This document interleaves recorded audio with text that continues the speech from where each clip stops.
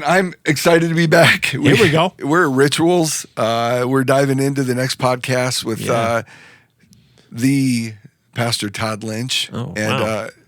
Well, at least it's not Hot Toddy this time, you know? You said it. I mean, I just want Todd Lynch. The Pastor Todd and Reverend Chris Sportout. No, nice. nice. Call him Reverend Chris. I am a lot like Pastor Dave, and I said it for a long time. Like, listen, you're not going to call me Reverend. Call me Chris. You're like, I won't respond. I had a parent one time say, no, he will be Pastor Chris. And, and he was talking to like his second grader, and I'm like, all right, we're not going to create a scene. It's a lot like marriage. This is not an argument worth pursuing at this point. We'll lay this one down. So I appreciate, but I want to be able to connect with people as best you can, right? But we're going to talk about rituals, and there's a number of rituals we're going to cover, and I'm excited about this one just from the standpoint that there's some that I really love being a part of. Yeah. Not that there aren't rituals I don't want to be a part of. I think that just sounds weird, right? That ritual sucks. Ritual of washing my hands is terrible. Anyway, no, but just some of the ways in which we as a church engage and really want to see people desire to engage, and why we do some of the things we do, and just the reminder of how important it is to be intentional with some of them. Yeah, I think when it comes to a conversation about rituals, some important question to ask is like, okay, why do we do them? Yes, absolutely. But then I think some of it is like, why did God put them in place? Yeah.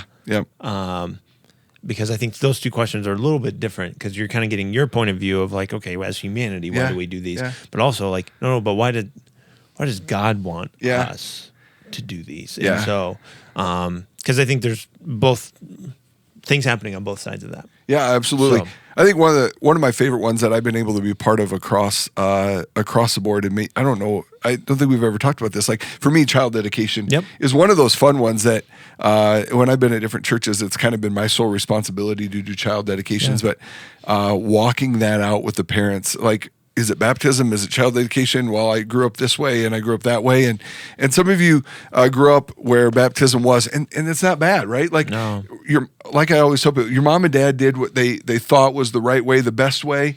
And it's not bad that you were baptized. And it's not saying that ritual is wrong. No, it's like not. You get baptized as a baby, okay. We just, as a church, as Fountain Springs, a part of the Wesleyan denomination, say that we believe that child dedication is the way that we interpret Scripture in that regard. Part of that is because the purpose of this ritual, and I would even say if you're going to baptize your baby, it is more about the parents than it is the child. Yeah. Like, let's not pretend here that this 2-year-old or has any idea what's going on, right? 6-month-old is doing anything. Yeah. But, and so I go, that's why we're stepping into a parent is now navigating, God, it's a ritual where we go, God, we need your help. Yeah. And I also make these commitments. That's why I was like, why do we do these? Is because we need to make commitments before God, where we stand before people, especially in these big seasons of life, take parenting, take weddings, take all that.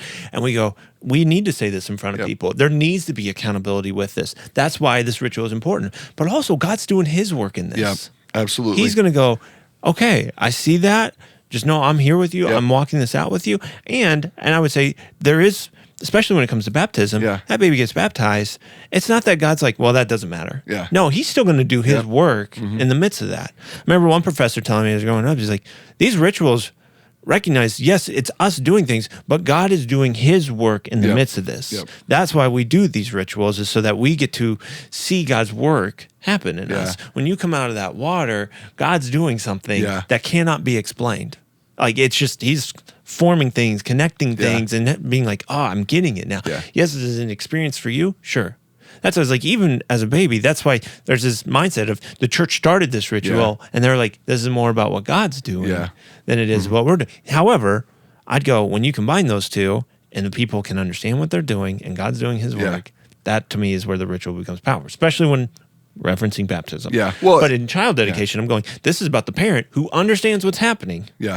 Not to the full extent. It's not like we fully understand what we're going to, but we understand we've got to make some commitments in this. Well, and that's just it. Like, because every child is different. But as parents, you grew up with understanding the way you were growing up, but now you're making this decision to say, okay, God, we don't have all the answers, but we want to trust you. And I think that's what it comes down to. Like, God, I trust you. Like coming out of Deuteronomy 6, the Lord your God, he is one. You serve him only. Okay. And if that's the reality of the way in which we want to live, here's what God desires. He wants us to talk about it. He wants us to live it out. He wants us to make decisions and choices that center around everything we do, focus and point back to him. Yeah. And that, whether it's dedication or whether it's baptism, because that's what we talk about. You don't have all the answers. You don't know everything that's coming your way, but you are saying we trust God in the middle of it. And that's true for baptism as well. Like, God, I know I don't have all the answers. I'm not going to get it right all the time, but I want you to be at the center of everything that I do at this point. And I believe that you're going to continue to work in such a powerful way that allows me to see your hand in it. And I know for us that's so comforting to be able to share with somebody like, hey, God's got you. Yep. He's with you. Yep. And we want you to understand that it's not just this one decision and it's going to be easy. This is the beginning of you saying, God, I trust you no matter what. And I think it's important to say this is rituals are not a means to salvation. No. God never designed it that way. It's not what it's destined to be. It's not like you dedicate your child and now they're saved. Yeah. Or you baptize and now you're saved. None of those fall in that category. A lot of it is it's covenant language that is going, I'm making this as a next step in my journey of being a parent. I make this covenant with you, Lord, as the next part of being a journey of being a follower for you that's public about their faith and baptism. As communion, God, I choose to remember and I make this covenant with you that I will not forget what Jesus has done. Absolutely. That you keep walking into these covenants. Wedding, I'm walking into this covenant saying, God, teach me to love this person. And so the only one that it's a little unique is funeral, but that's also like, God, help us grieve. Well, and it's almost a covenant in that of going, God, I want it.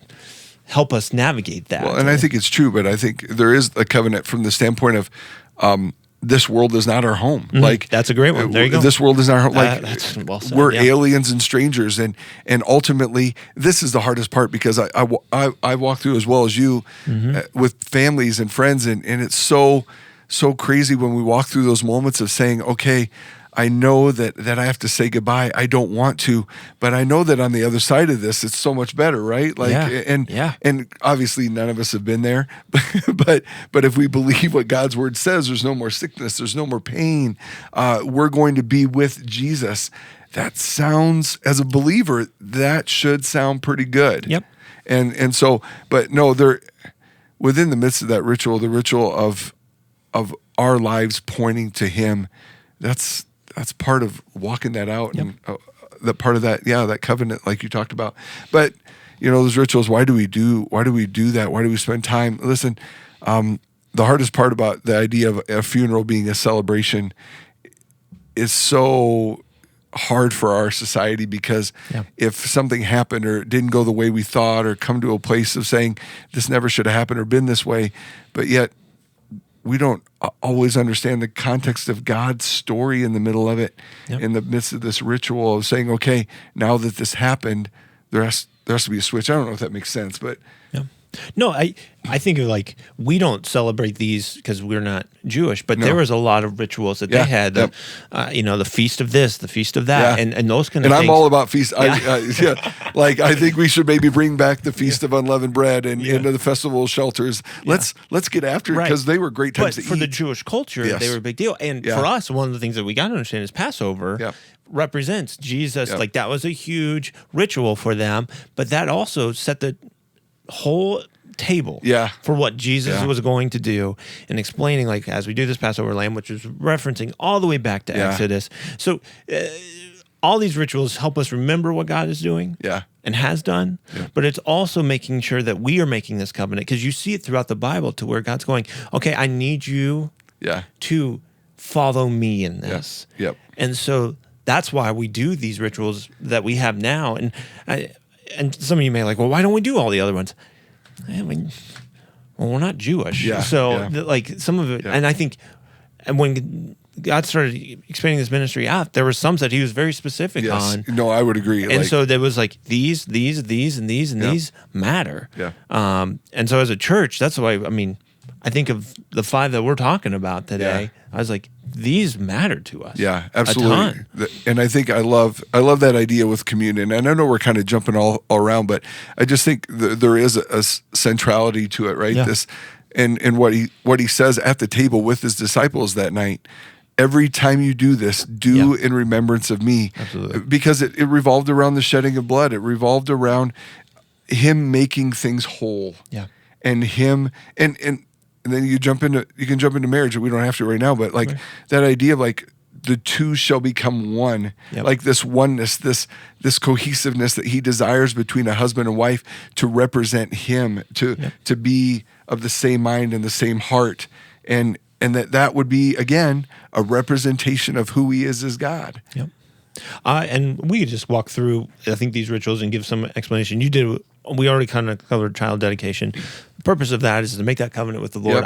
God, as a parent, I'm going to raise this child in a way that honors you. Yeah. Like, that is the point of that ritual. It's encouraging, and it helps you recognize as a church, we are helping you with it. Yep. So that's why even recently we've done them to where you're with the kids ministry and doing that, but we've also now done it to where you're in front of the whole church, but just giving you a sense of this church is with you, but you've got to make this covenant with God to where you're going after raising this child in a way that. And we want to be an encouragement as a church to say, hey, we support you, we love you, and we do have a responsibility, and that's the essential part of being in community as well. Like, if you're not known, it's easy to look and say, well, nobody cares about me. But if you're known and you allow yourself to be known, like I am so grateful for the people that have spoken into my kids' lives just in the short time, I'm 47, but we've been at Fountain Springs 6 years, and people have spoken in, and I'm grateful. So. And then you move on, like you got communion. And there's a lot of different discussions on communion, like how much should you do it, all those kind of things.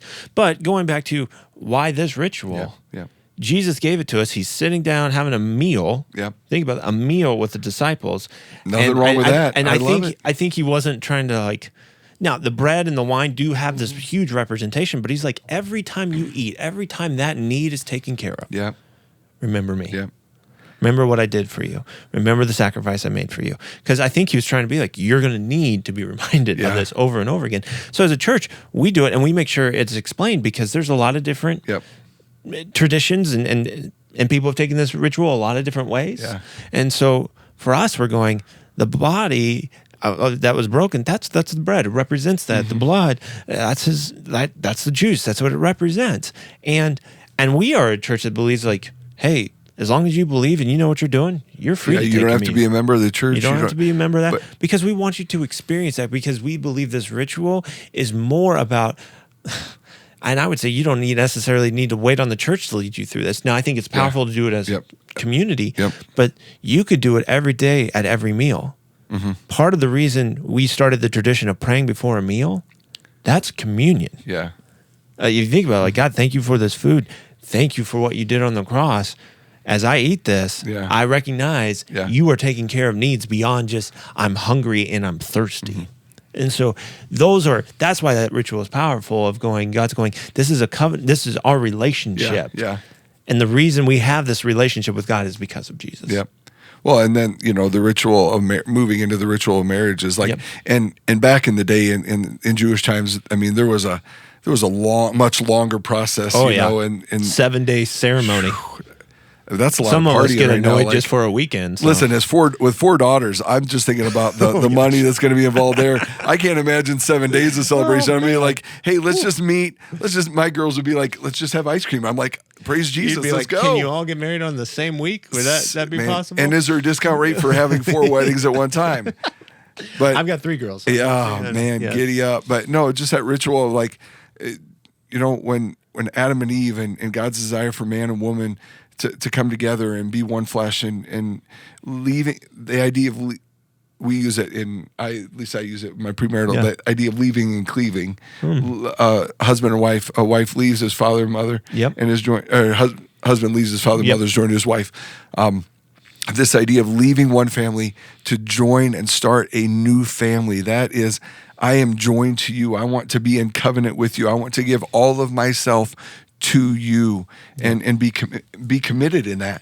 And that's one of the reasons why you and I, desire for couples to be intentional with premarital counseling to set up the best of our ability, that foundation. Because you are making a covenant before God of, I'm going after, and community sounds wrong, but to me, that's the best description of it. I'm going to learn to commune with my spouse in a way that only God can teach me, because he's giving you a gift like he's experienced with the Holy Spirit, Son, and the Father. He goes, what I have here, I want you to learn to do that here on earth with your spouse. And does that mean you have to do that to experience that? No. Because Jesus did not get married while he was here on earth. But I believe God gives, I would say, many of us the opportunity to take that step. But he goes, if you're going to take it, and I would say then you need to understand the covenant you're walking into. Because he goes, divorce should not be an option. Because that breaks this covenant in such a way. Now, can it be forgiven and powerful in that? Yes.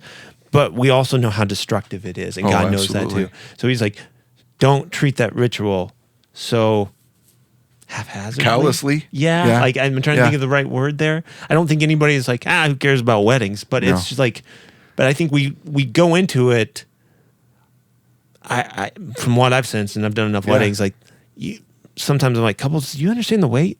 Yeah. Well, and you look at that, you look at like what Paul talks about, and obviously Paul wasn't married either. But if you look in Ephesians, you know, I don't know. Yeah, it's some of that imagery though that he writes out is so beautiful. Like, husbands, love your wives as Christ loved the church and laid himself down for it. You know, ultimately, husbands, love your wives as you love your own body.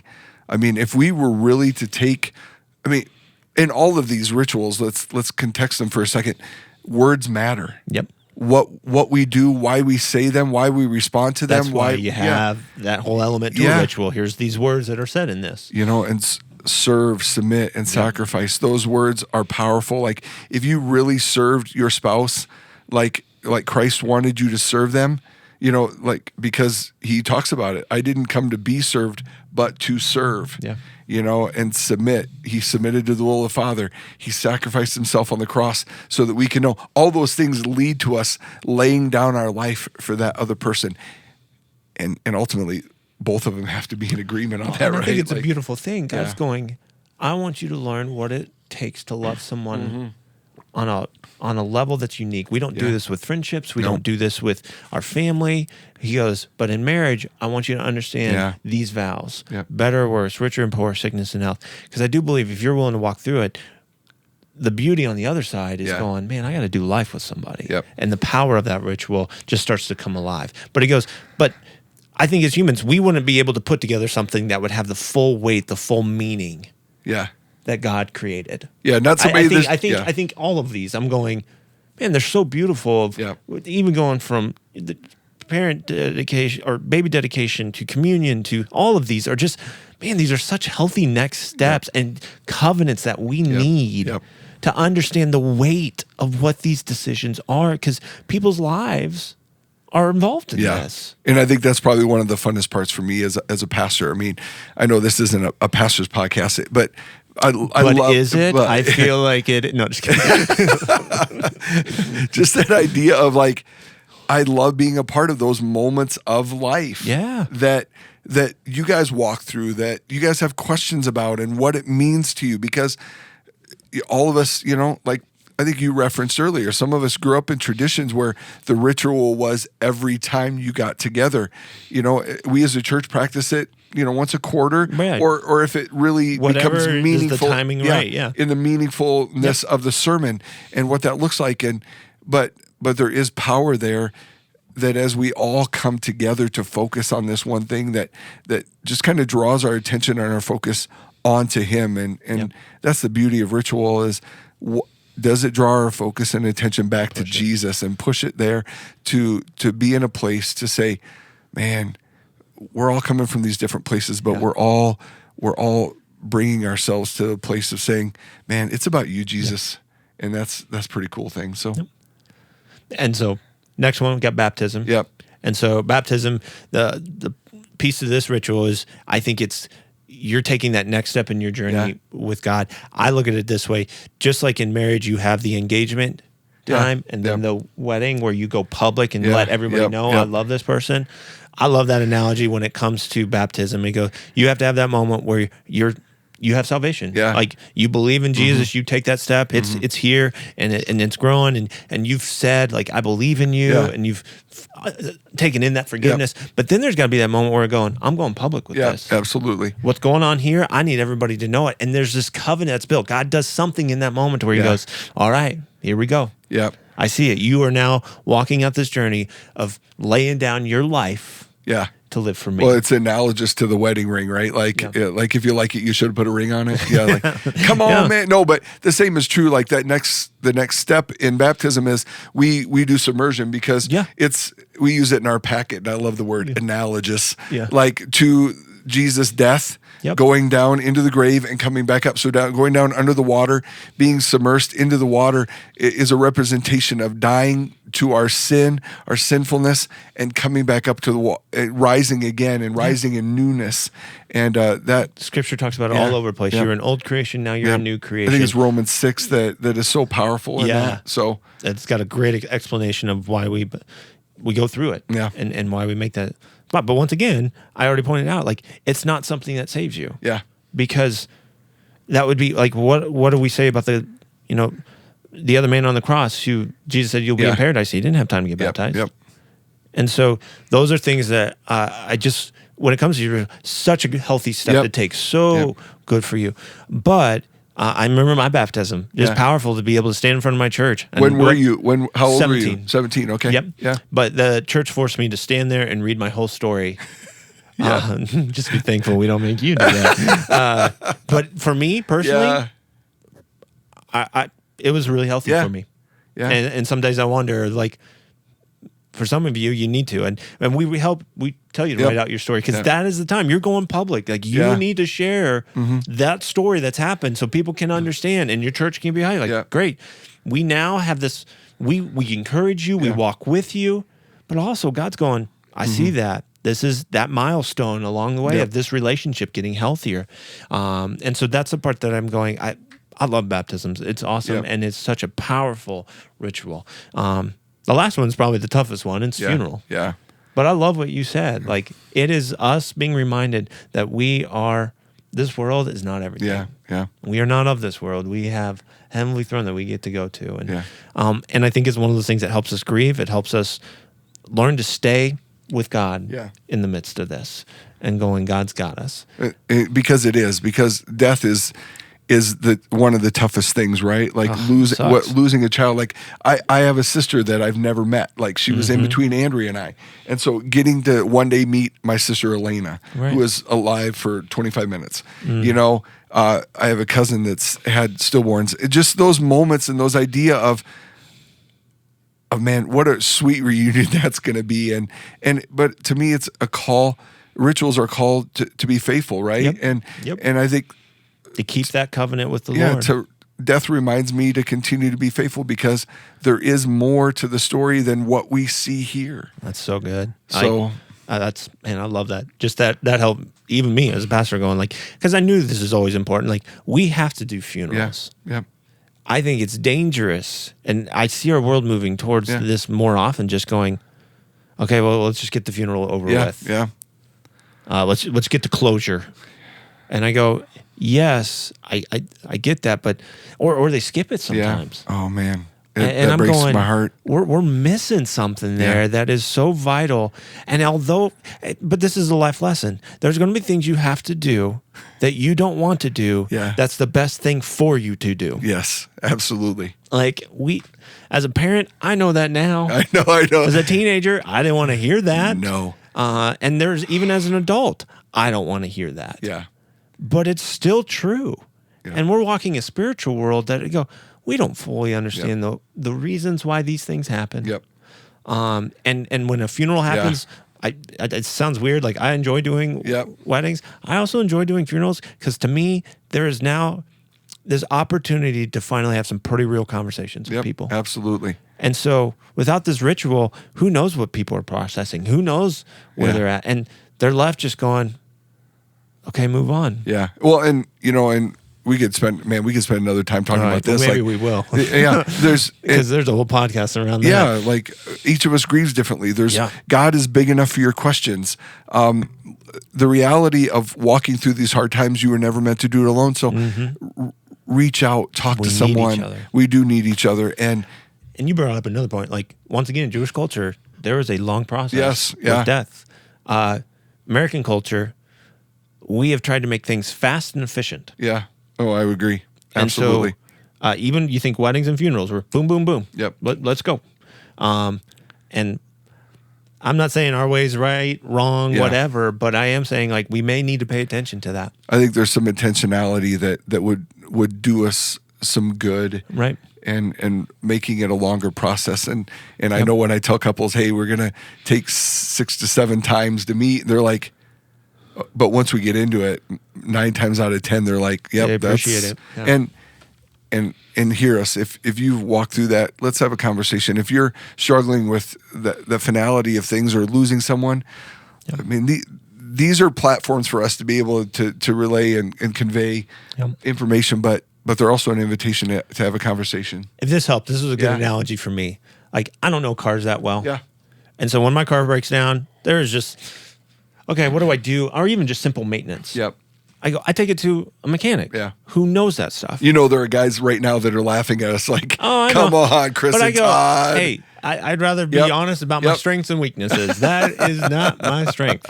But for some of you, the opposite, like where we're we understand these rituals. We understand the value in these. But what you do is you'll hire your friend to do your wedding. Yeah. You'll hire some who doesn't have the wisdom or the experience to navigate some of these rituals. And that's why I tell you, like, think through this. Yeah. Yep. That's why as a church and having pastors in your life is valuable. Yeah. So some of these rituals you may not fully understand. Like, I don't understand cars, but I need that help in my life. Yeah. I need that professional, that individual that who can go give me the best diagnosis or who's helping you understand why do I need to dedicate my child? Why do I need to get baptized? Why do I need to go through this process for a wedding or a funeral? Because most of us, I mean, we get it because we've had to study it and observe it and experience it. It's still hard regardless. Yep. But some of it's fun. It's not all hard, but it's one of those things that go, you may not understand the true value of it until you talk to someone who really understands it and knows it. Yep. And I'm not saying I'm an expert on it, but I do weddings and funerals a lot. We do baptisms a lot. We do communion a lot. Yeah. And we've done baby dedications. And our heart always is for the church and the people who are involved to understand what they're doing and why they're doing it. Absolutely. And we love walking through it with you. So yeah, we do. Well, thanks for taking time as we walked out rituals. And, man, we look forward to connecting with you as we dive back in next time. Yeah. Have a great week.